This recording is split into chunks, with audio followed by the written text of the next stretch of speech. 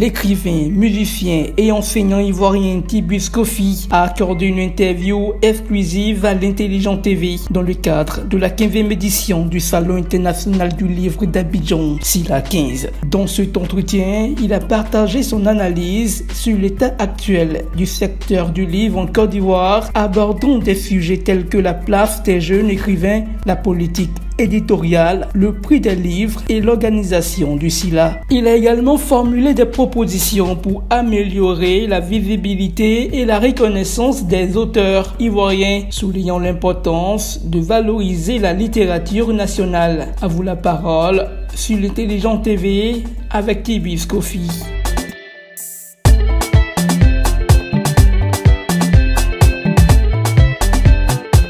Les impressions sont bonnes.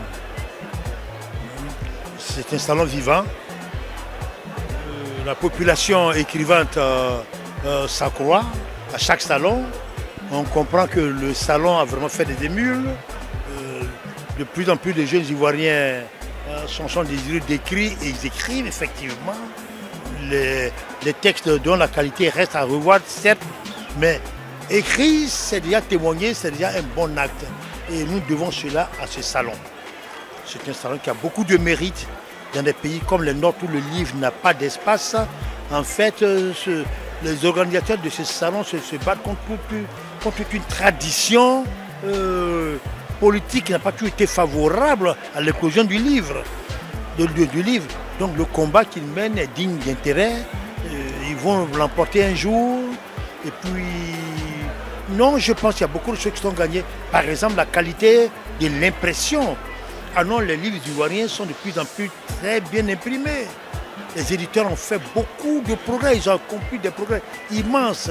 Il faut les encourager. Je disais tantôt à une chaîne de télévision qu'il faudra peut-être que il faudra sûrement que l'autorité ministérielle aide de plus en plus l'édition. Elle l'est déjà. Elle l'est déjà. Madame la ministre de la Culture aide beaucoup le livre. Mais on peut aider davantage le livre. Donc pour moi, c'est un salon à succès.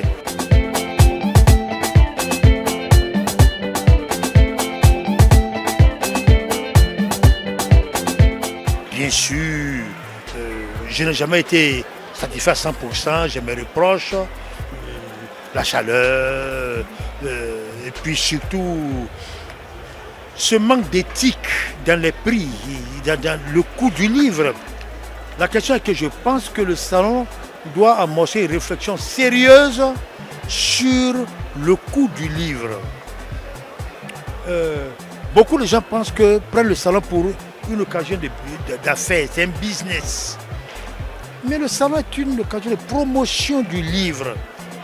Le travail que le SILA fait, c'est la promotion du livre, faire en sorte que le livre entre dans nos habitudes. Ce n'est pas forcément de côté tu fais du fric. Je vais vous dire, j'ai vu des livres de moi, Tibus Kofi, vendus à 1000 francs, 2000 francs, par les éditions Vallès. Je leur ai tiré mon chapeau. Je vous félicite.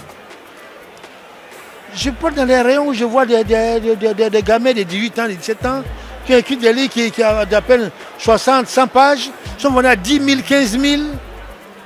C'est pas normal. On ne doit même pas les autoriser à faire que ça. Comprenez? J'ai acheté pour les encourager.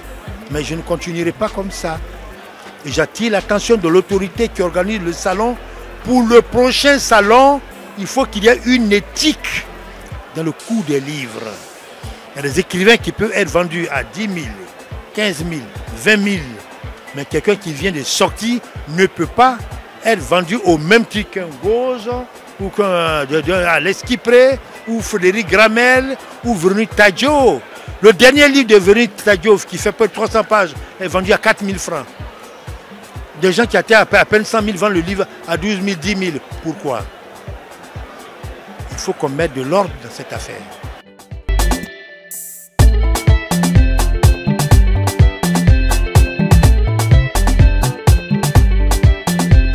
Au football, il y a des grands footballeurs, il y en a qui sont moyens, et il y en a qui sont en dessous de la moyenne. Ah oui, tout comme en musique, il y a des grands musiciens, il y a des musiciens moyens. Tout comme parmi la faune des écrivains, il y a de grands écrivains, il y en a qui ne le sont pas.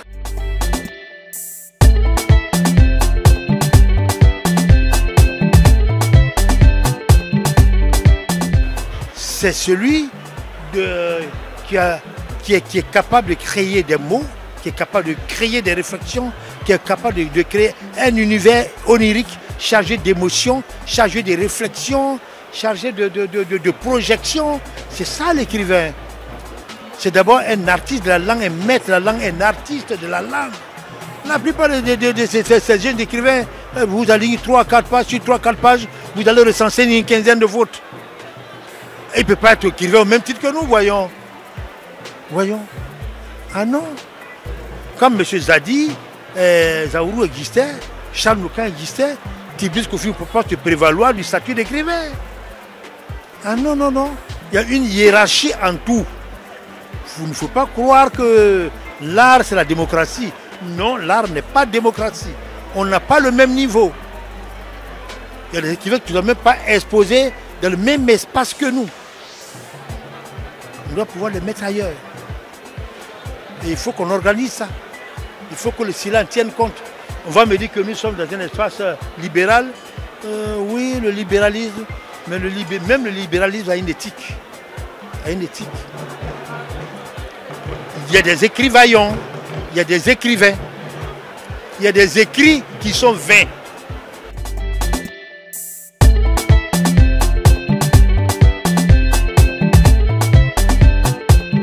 Sérieusement, je félicite sur beaucoup les organisateurs ici, là. Dans des pays comme le nôtre, ce n'est pas donné. Par exemple, je viens d'apprendre que ce n'est pas ici que devait se tenir sur le salon. Le salon devait se tenir sous la coupole. Mais comme on n'a pas d'argent, peut-être même que ce n'est pas parce qu'on n'a pas d'argent. Il y a eu le ministère du Commerce ou je ne sais quoi, sous des peut-être politiques, a arraché la salle au SILA. Et dans les dernières 48 heures, on a envoyé le SILA ici. Mais regardez là-bas où ils sont, il n'y a personne. Le peuple ivoirien est fatigué des politiciens, ça ne les intéresse pas. C'est la littérature, c'est les lettres qui les intéressent. Tout le public est ici, là-bas, ils n'ont personne. On a déplacé le SILA. On nous a mis dans la chaleur pour faire place à des politiciens qui ne nous apportent rien. Voilà la vérité, il faut que je le dise. Le SILA ne peut pas le dire, Tibis Kofi peut le dire. Ma vocation, c'est de dire ce qui ne marche pas dans ma société. Je prenais peut-être encore des coups, mais je l'assume, c'est mon rôle. Franchement, c'est un appel que je lance au chef de l'État, le président Alassane Ouattara. Il sait très bien tout le respect que je le voue. Il sait très bien ce que je pense de son travail. Je suis tout acquis à la cause de tout ce qu'il a fait pour ce pays. Je souhaiterais que pour le prochain salon, le salon de 2026, je parle d'un salon de 2026, parce qu'il sera toujours au pouvoir. En tout cas, ce sont mes espérances. Je souhaite qu'il le soit et il le sera. Pour le salon de 2026, je souhaiterais que le président de la République prenne en charge le don de la salle aux écrivains, aussi là.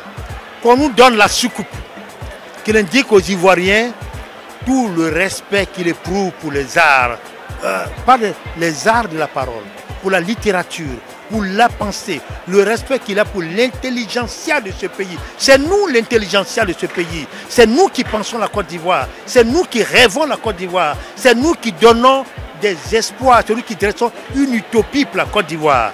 C'est nous. Puis ce pays, quand ce pays sera grand, plus grand que ce que M. Ouattara a fait, on le devra aux écrivains, à ceux qui l'ont pensé, qui l'ont rêvé, qui l'ont couvé. Je demande au chef de l'État l'année prochaine qui nous offre la soucoupe, qui la prenne en charge et qu'on ait un salon splendide, tout comme on a pu servir une canne exceptionnelle aux Africains. En 2026, le président Ouattara devra offrir un salon exceptionnel en Afrique, aux Africains, et que ça se tienne en Côte d'Ivoire.